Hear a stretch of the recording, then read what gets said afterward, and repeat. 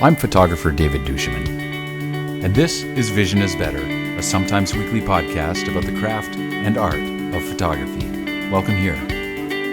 Hey everybody, welcome here. This is the first in 5 special episodes of Vision is Better, doing this in conjunction with the 5-day sale. Would you do me a favor on this episode? Would you go to the show notes, just in YouTube, go below the video, there's a bunch of notes there. I'm gonna put some links in there. One of the links is to the 5-day deal. A couple of the links are to some of the things I'm going to talk about in this episode. But if you go to the link through my affiliate link, last year's sale was significant. The 5-day deal, if you haven't heard of it, is a huge, incredible bundle of educational resources from people like myself and Zach Arias, and I mean a lot of the names that you've heard out there, Brian Matias and Nicole Z, and people that are creating really great educational resources, and we throw these things into a bundle. And the bundle is ludicrously high in value.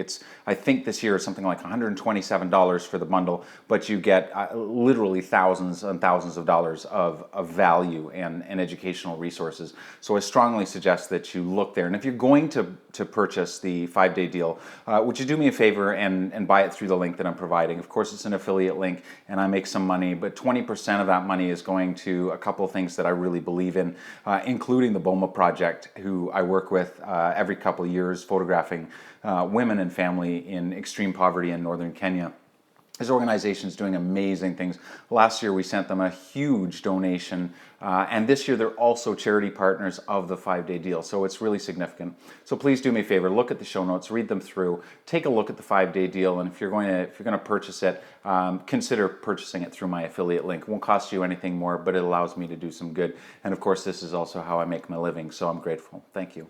Today I want to talk about the single most important thing that I think you can do for your photography. Now, of course, everyone's different, and where you're at in the learning stage will be very different from where someone else is at. But I think we get a little bit attention deficit where our education is concerned, where learning a new craft, the path to mastery, which is not an easy or a quick path, we get a little scatterbrained. We get a little bit like that dog in the movie Up, where a squirrel goes by and he's immediately distracted, and we can be like that a little bit. It's one day it's off-camera flash, and the next day it's macro photography, and then we're learning this, and then we're learning that. And there's a lot to be said about a scattershot approach to learning. It exposes you to a lot of really cool things, and especially at the beginning when you may not be sure where to focus your efforts, it gives you the opportunity to sort of try some things on. So I'm a big fan of that. Where I think the danger lies is you never, potentially, never get through some of the basic stuff, because the shiny stuff, the sexy stuff is so much shinier and sexier, and we all love shiny and sexy. And so, we could be working on learning the basics, and then the latest book on off-camera flash comes by, and that's the sexy stuff. And don't get me wrong, it can be sexy. There's nothing wrong with that, but at the detriment to learning the basics. And so, I guess what I'm saying is, if you could focus 1 year of your studies on composition, not to the detriment of learning the basics, not to the detriment of learning your exposure and your focus and all of that sort of thing, but taking a year to really study composition. Because at the end of the day, how you make a photograph is a result of the decisions that you make in terms of arranging the stuff in the frame. This is visual design. Photography, though we talk about it in terms of the gear, and the minute you say photography, we think cameras. The camera is only the tool. It's the paints and the brushes. It's what you do with that tool. It's how you arrange the visual elements in the frame, how you put them in relation to one another, how you play with balance, how you create lines based on your perspective and where you are in relation to those elements, what you include and what you exclude, how the eye is led through the frame. All of these things determine how someone will read your photograph and give you the best shot at making a photograph that feels the way you want to feel and says what you want to say. So my recommendation is, while you study the more technical aspects of your craft, don't wait until you've mastered that stuff, because that's a lifelong journey in itself. while you study that stuff, give serious, intentional study to composition. And I'm going to recommend a couple of resources. The first thing I'm going to recommend is a book by Michael Freeman called The Photographer's Eye. The Photographer's Eye is an excellent book on composition, and it's better than anything I've written. There's a link in the show notes that'll take you to Amazon. Take a look at The Photographer's Eye. Take a look at my book, Photographically Speaking.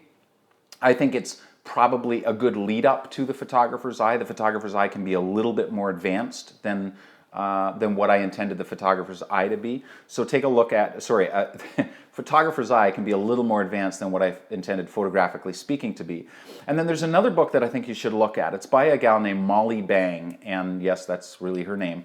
Molly Bang wrote a book called Picture This, and it's not for photographers. It's about visual design. It's about graphic design, and it's a short book. It looks very elementary, but if you have not given intentional study to, and I'm going to apologize right here, this camera is driving me insane. I'm having such a hell of a time keeping focus, so I don't know how long I've been blurry for. The book Picture This by Molly Bang, though it looks elementary, is an exceptional introduction to visual design and may give you some things to think about as you begin the process. It might be the first book you want to read, and then maybe read something like my book, Photographically Speaking, or Michael Freeman's The Photographer's Eye, which gets my highest recommendation. I think it's a fantastic book. I think anything that Michael Freeman writes is excellent because he really seems to get it, and he's got the cred to pull these kind of books off. He knows his stuff. He's been doing it for a lot longer than I have, and I have the utmost respect for him. So anything by Michael Freeman. But the other thing that you can do without buying a single thing is study your own photographs. I've heard a lot of photographers say, you know what, take your camera out and go and pick one scene and force yourself to do maybe a dozen or 20 photographs in that scene and mix up your compositions. And don't allow yourself to do any compositions that repeat themselves. And I think that's really great advice. But I think if you do that, but you don't then sit down with your photographs afterwards and you say, okay, what is working here and what's not working? What could I have done better? Look at these lines, how instead of being as parallel to the frame as I thought they were, they've kind of gone kind of slanty and askew. What does the photograph feel the way that I want to feel, and could I have done it differently? If you do the first exercise and you go out and you shoot these mixes of compositions and you experiment, you have to play. But if you do those without then studying the results and interacting with what you've created and learning from them and then changing your behavior the next time, going out and trying it again maybe with a different subject, maybe the same subject, but going out and trying it again and learning from those lessons. Because the goal here is to become intentional, to take this stuff from being right at the front of your brain where you're kind of asking the tough questions and checking your checklist, to where it's in the back of your brain and kind of subconscious, where you're thinking about, okay, what is the relationship of my foreground to my background, without actually saying, what's the foreground of the relationship of my foreground to my background. What is the balance? Am I using white space well enough? Have I got close enough? Is my balance dynamic or is it static? All of these compositional questions, eventually they become sort of subconscious, but they don't get there until they first pass through that place where you're aware of what you don't know and there's some effort involved. So I guess what I'm saying is study composition. If you want to know, honest to God, the best thing that you can do to improve your photography this year, study composition. Study it in the photographers whose work you admire, and ask yourself the same questions I just suggested. Ask yourself how they did it. What kind of lens maybe were they using? What shutter speed might they have been using? You don't even have to look at the EXIF data. You just have to speculate and ask yourself, would this have caused that effect? It's kind of blurred. Was it a dragged shutter, or was it a rear curtain flash? Was it intentional camera movement? How did they create this look instead of that look? What was the POV? Were they high? Were they low? Were they on the ground? Were they using a long lens or a wide lens?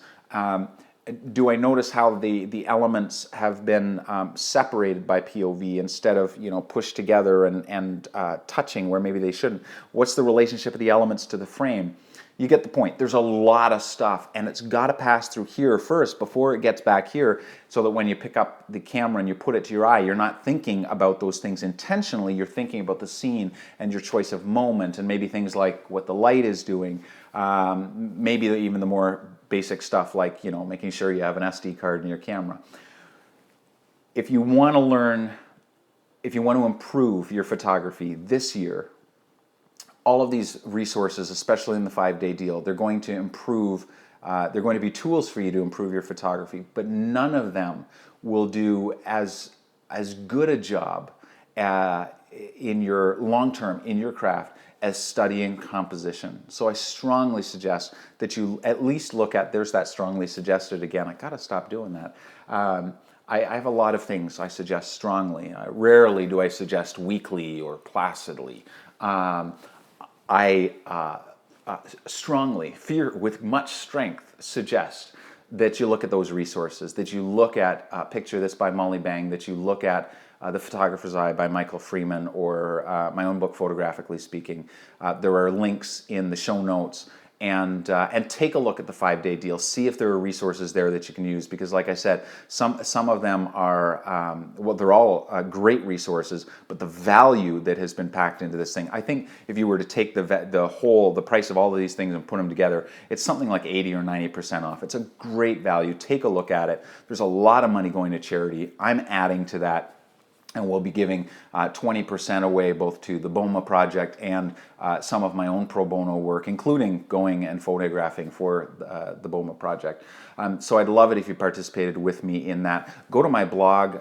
There are a couple of things that we're also giving away. Anyone that buys through my affiliate link this week for the 5-day deal gets a chance to win one of 10 copies of the Visual Toolbox, gets a chance to win a day with me, and we'll fly you out here and put you in a hotel in beautiful Victoria, British Columbia, Canada, and you can spend a day with me, and I'll even spring for a couple meals, and we'll have a bottle of wine or something.